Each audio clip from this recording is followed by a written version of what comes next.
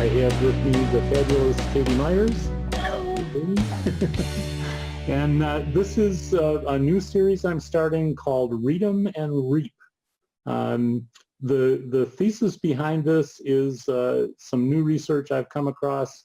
You've probably heard lots of times readers are leaders and vice versa. There's an article on themuse.com that goes through 5 science-backed reasons why readers do better in their careers. And it talks about reducing stress, it helps you sleep, it improves your decision-making skills. I will put a link to the muse.com article in the comments stream. And the last one on their list is that it makes you smarter. That your brain is a muscle and that reading exercises it, and there's a lot of neuroscience around that theory as well. But I want to add a 6th. I just found an article not long ago that researchers have discovered, and this was a 12-year study of a fairly large group in the UK, that reading 30 minutes a day will add years to your life. Mm-hmm. Stop and think about that one. The good line at the end of their actual scientific paper is that the study concluded reading books may not only introduce some interesting ideas and characters, it may also give you more years to read. Awesome. So they found a 20% increase in the 12 years of the study, or 20% decrease in mortality. I haven't tried to figure out what the negative of that means, but anyway, that's what Read 'em and Reap is all about. And my first guest, the first book I want to talk about, is Katie's just released. It's called Fortune is in the Failure, and the subtitle is What You Say in Business Matters. Mm-hmm. Katie, tell us a little bit about the book before I get into the details from my end. You bet. And thank you so much for having me on this, Tom. I'm really excited you're welcome. to help you kick it off. Yeah. So a big piece of the driving force behind Fortune is in the Failure is I believe that we all have a series of F words, as I call them, our reasons for failing, and especially as they're related to our sales conversations. And from my own experience as being a salesperson for over 10 years in different positions, and then being an entrepreneur for almost the last 5 years, all of it has come down to you need to own those F words in order to change them.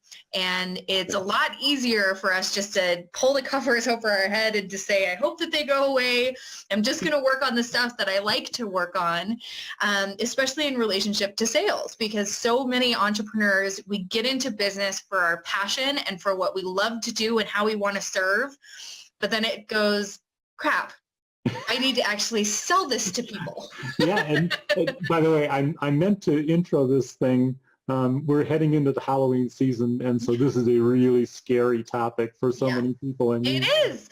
You went right there. So yeah. If you want to scare entrepreneurs, bring up sales. Ooh, you have to sell it. And you'll give them goosebumps all day, every day. Yep. So yeah, and one of the things I'm going to do in this series occasionally is read a little bit. Katie mentioned her 10 years of sales experience and 5 years as a business owner.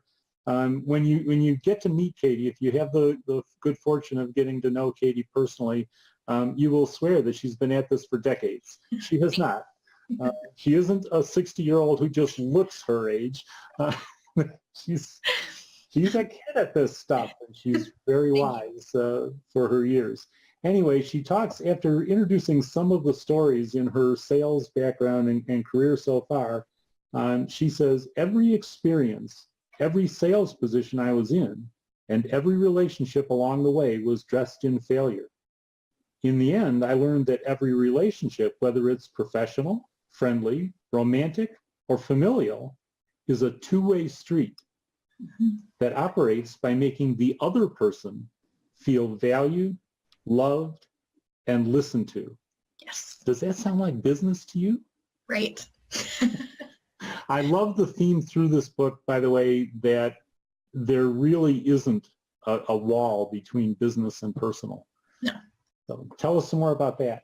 There isn't. I think so many of us have been brought up and we've heard the phrase of, it's not personal, it's business, right? Well, I throw that out the window, especially at the level that so many entrepreneurs serve in, which is boots on the ground, right? We are meeting with people face to face. We're solo entrepreneurs, or we have very small kind of boutique businesses. Yep. It requires us to have human interaction. And I truly, that those statements could not be more true to the core of what I teach to, in that I have learned that those lines are so blurred. And you'll read, in the book that I share about, I had a business partner originally when I started my first business, and we were friends, and she was my mentor. And learning, there was a big failure in that, and recognizing that, it's because we had this notion of, well, this can't go bad because it's business, right? And we can keep the separation. Well, I think that we need to own that there isn't separation, and that's going to be the true beauty. And when you start to own that you live one life, that it's your business life. I'm not a different person as business Katie as I am personal Katie. Mm-hmm. And showing that common thread to people allows you to truly connect with them at a human level. And it isn't, there isn't just this surface level of, okay, I know who she is professionally. It's imperative that we break those walls and we have the communication. I tell people, you start treating your business relationships like you treat your best friends, and everything will change. Yes. Yeah, and that you mentioned early, just a few seconds ago, that this was the core, and that's a great segue to your core conversations theme.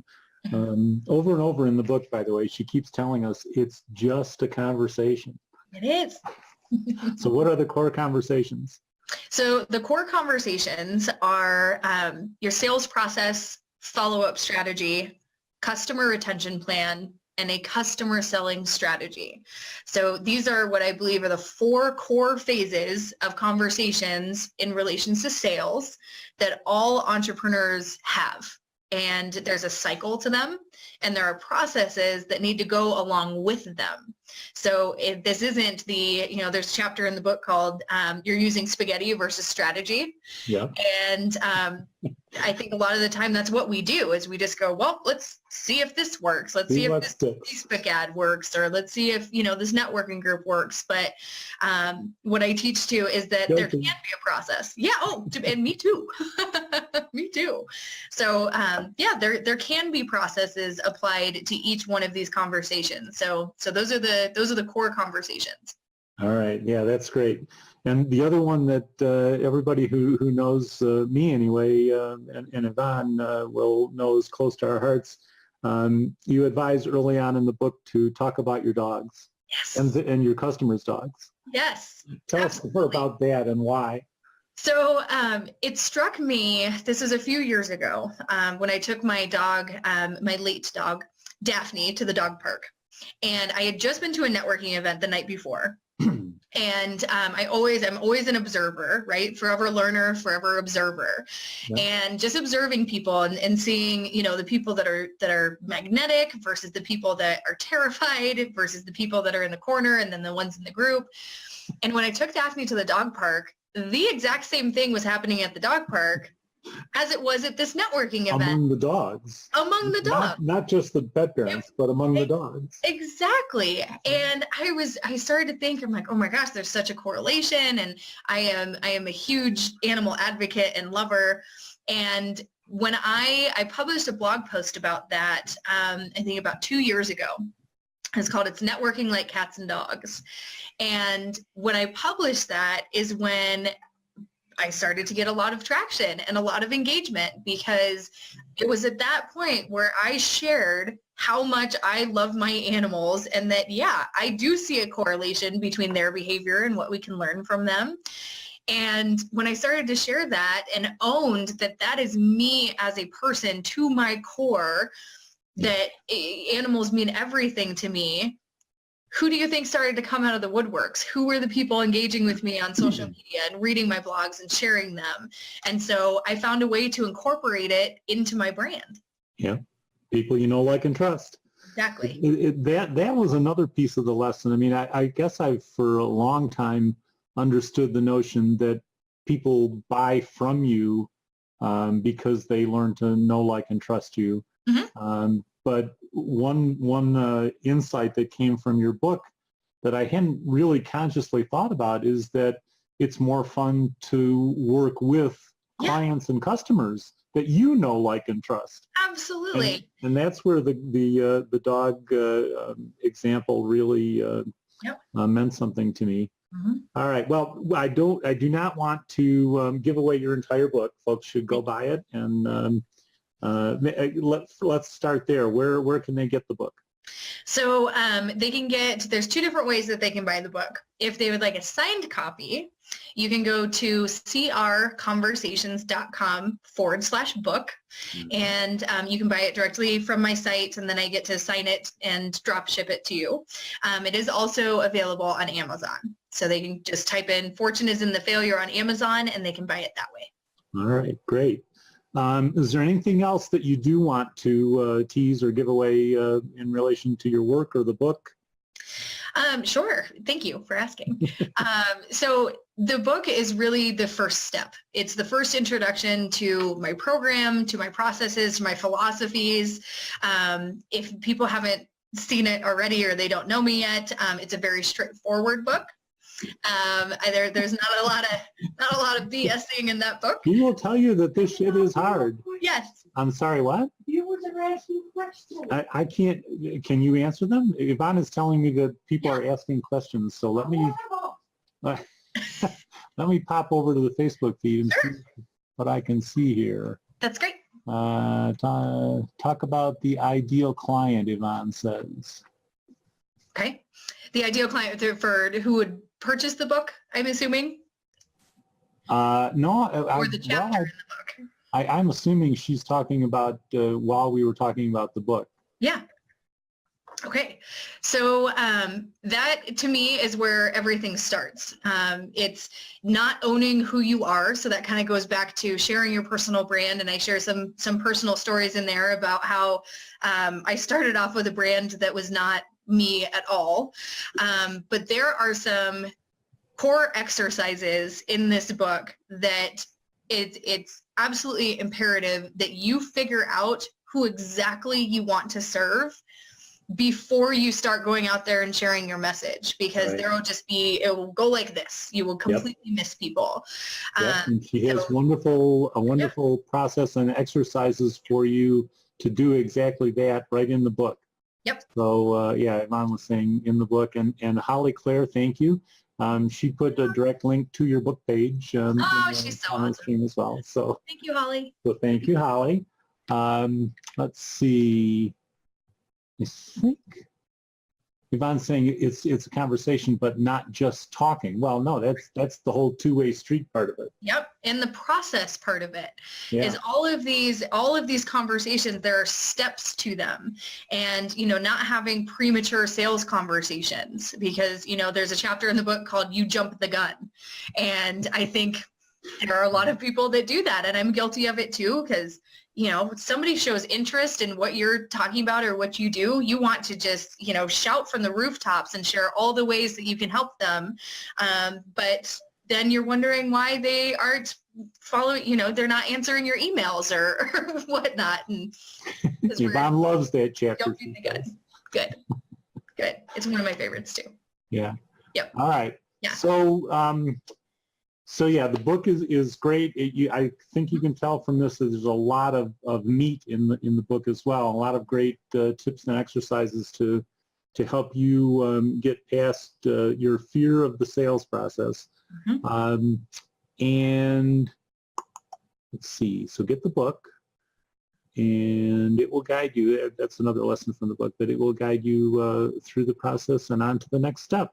So Katie, one last thing I want to start doing with everybody who's a guest on the show is tell us what you're reading or what you recommend reading. You bet. So the book that I'm reading right now has been one of those books that I've been reading for months because I have to keep going back to the chapters and digest the learning and all of that. And it's called Your Relationship with You, How to Live Life by Your Rules by Denise Onofre.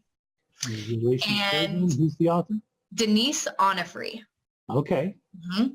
And this book is, it's a thinker. So yeah. It takes you through, there's some exercises and things like that in there too, but it really takes you through your relationship with yourself. And for someone that pays so much attention to the relationships with others and the conversations with other people, I've actually been stuck on the same chapter for a few months now. And it's just something that what it's about is what rules are you following that aren't necessarily true? And where do those rules come from? And they're not fake news, fake rules. Fake rules, exactly. And, are they rules that were set for you, from your family or from your upbringing or from society? And it really challenges you to kind of buck the rules and come up with, you're recreating your own rules. So it's a very challenging book. It's incredible. Yeah. I've already seen, made some changes based on that. So Your Relationship with You, How to Live Life by Your Rules by Denise Onofre. I'm going to ask you to go to the Facebook page and put that in the comment stream when we're done here. Mm-hmm. And Yvonne is going to give you a hard time. She wants to know when's your next book. Yeah. One is good for now. One step at a time. One is good for now. Yep. Yeah. All right. I think that covers things for this episode. So I will figure out how to sign off here. Again, this is the first one. So stop the live stream.